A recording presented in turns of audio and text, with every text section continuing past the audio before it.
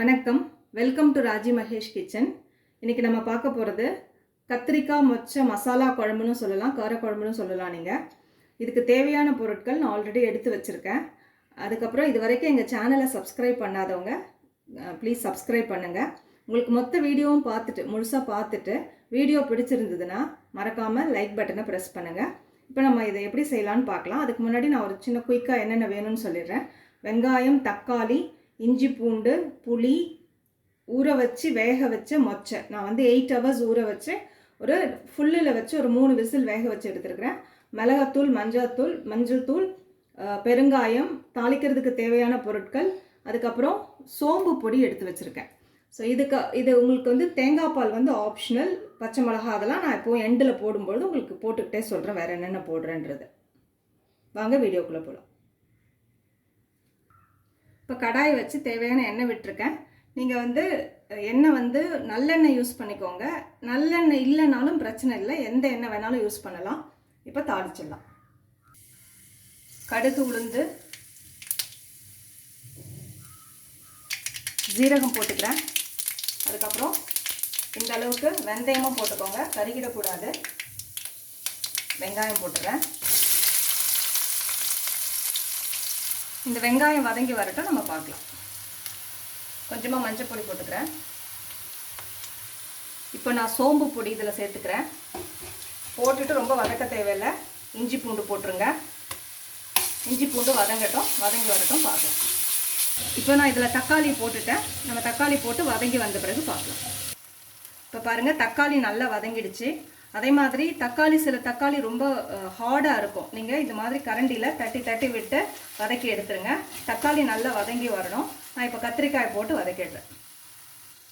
கத்திரிக்காயை போட்டுட்டு நல்லா வதக்கிக்கோங்க. கத்திரிக்காய் ஒரு மாதிரி அந்த கலர், மேலே இருக்கிற தோலோட கலர் மாறும். நம்ம அந்த சமயத்தில் பார்க்கலாம். நான் இதில் பெருங்காயமும் சேர்த்துட்றேன். இப்போது பெருங்காயம் போட்டுட்டு நம்ம நல்லா இது சுருண்டு வரும்பொழுது, கத்திரிக்காய் சுருண்டு வரும்பொழுது பார்க்கலாம். இப்போ பாருங்கள், கத்திரிக்காய் நல்லா சுருண்டு வந்துருச்சுங்க. பார்த்தீங்கன்னால தெரியாது, அதனோட தோலெல்லாம் சுருங்க ஆரம்பிச்சிருச்சு. நான் இது என்னோடய மிளகாத்தூள் கம்மியான காரம் இருக்கிறதுனால சேர்க்குறேன். திரும்பி சொல்லிடுறேன். நீங்கள் வெறும் குழம்பு மிளகாத்தூள் போடுங்க, நல்லா காரமாக இருந்ததுன்னா. ஸோ சிகப்பு மிளகா பொடி கொஞ்சம் சேர்த்துக்கோங்க. இதை ஒரு வதக்கிட்டு இப்போது குழம்பு மிளகா பொடி போட்டுடுறேன். 1, 2, 3. நீங்கள் உங்கள்கிட்ட வெறுமனே குழம்பு மிளகா பொடி இருக்குது, காரப்பொடி இல்லைன்னா பிரச்சனை இல்லை, இதை மட்டும் போடுங்க. இல்லை குழம்பு மிளகா பொடி இல்லைன்னா வெறும் பிளெயின் மிளகாத்தூள் பொடியும் தனியா பொடியும் சேர்த்துக்கோங்க. ஜீரகப்பொடி இருந்தாலும் சேர்த்துக்கோங்க. இந்த குழம்பு மிளகா பொடியில் நாங்கள் எல்லாமே போட்டு அரைச்சிருக்கிறேன். ஜீரகம், மிளகு, வெந்தயம், தனியா, மிளகா எல்லாமே இருக்கிறதுனால நான் தனியாக ஜீரகப்பொடி போடலை. ஒரு 2 பரட்டிக்கோங்க மிளகா பொடி போட்டு அந்த எண்ணெயில். அதுக்கப்புறம் நம்ம இதுக்கு தேவையான தண்ணியை விட்டுடலாம். இது காய் மிளகா பொடியோட வாசனை போகட்டும். அதுக்கப்புறம் நம்ம புளி ஊற்றலாம். இது ஒரு கொதிச்ச உடனே நான் அந்த மொச்சையை போட்டுறேன். இதில் மொச்சையை சேர்த்துருங்க. அந்த வேக வச்ச தண்ணியோடு சேர்த்து சேருங்க, அதுதான் ஒரு நல்ல வாசமாக இருக்கும். இப்போ நான் தேவையான உப்பு போட்டுடலாம். ஆல்ரெடி மொச்சையிலும் உப்பு போட்டு வேக வச்சுருக்கு. அதுக்கப்புறம் தக்காளி வதங்கும் பொழுதும் உப்பு சேர்த்துருக்கு. அதனால் அதுக்கேற்ற அளவுக்கு இப்போது கொஞ்சமாக உப்பு சேர்த்துக்கிறேன். பார்த்துக்கிட்டு வேணும்னா போட்டுக்கலாம். இது ஓரளவுக்கு காய் முக்கால் பதம் வெந்து வரட்டும், அப்புறம் பார்க்கலாம். இப்போது பாருங்கள், கத்திரிக்காய் ஓரளவுக்கு நல்லா வெந்துருச்சு. நம்ம இந்த சமயத்தில் புளி விட்டுடலாம். ஒரு முக்கால் பதத்தை தாண்டி வெந்து வரும்பொழுது புளி விட்டுக்கோங்க. புளி அளவாக விடுங்க, ஏன்னா ஆல்ரெடி தக்காளி விட்டுருக்குறோம். இதுக்கு ரொம்ப புளிப்பாக வச்சிடாதீங்க. ஒரு வேளை உங்கள் வீட்டில் நல்லா புளி சாப்பிடுவீங்கன்னா சேர்த்துக்கோங்க. பட் இந்த மாதிரி இஞ்சி பூண்டு வைக்கும்பொழுது புளி திட்டமாக இருந்தால் நல்லாயிருக்கும். புளி விட்டு நான் மூடிடுறேன். தண்ணியோட அளவெல்லாம் நீங்கள் பதம் பார்த்துக்கோங்க. இது நல்ல புளி வாசனை, பச்சை வாசனைலாம் போய் கொதிச்சு வரும்பொழுது நம்ம பார்க்கலாம். இது குழம்பு ரெடி ஆகிடுச்சுங்க. நீங்கள் தேங்காய் பால் புளி ஊற்றிட்டு அதோடு சேர்த்து விட்டோம் நல்லா கொதிக்க விட்டு இறக்கலாம். அதுவும் ரொம்ப நல்லாயிருக்கும்.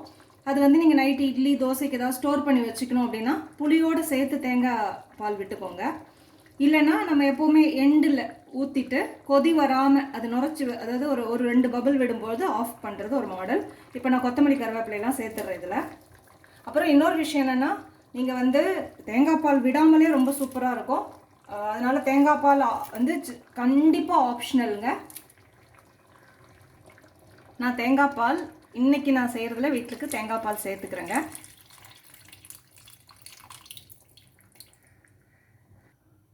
பாருங்கள், ஒரு சின்ன பபிள்ஸ் விடுதா, இந்த சமயத்துலேயே ஆஃப் பண்ணிவிடுங்க, இல்லைன்னா திரிஞ்சிரும். நான் ஆஃப் பண்ணிடுறேன். குழம்பு சூப்பராக ரெடி ஆகிடுச்சிங்க.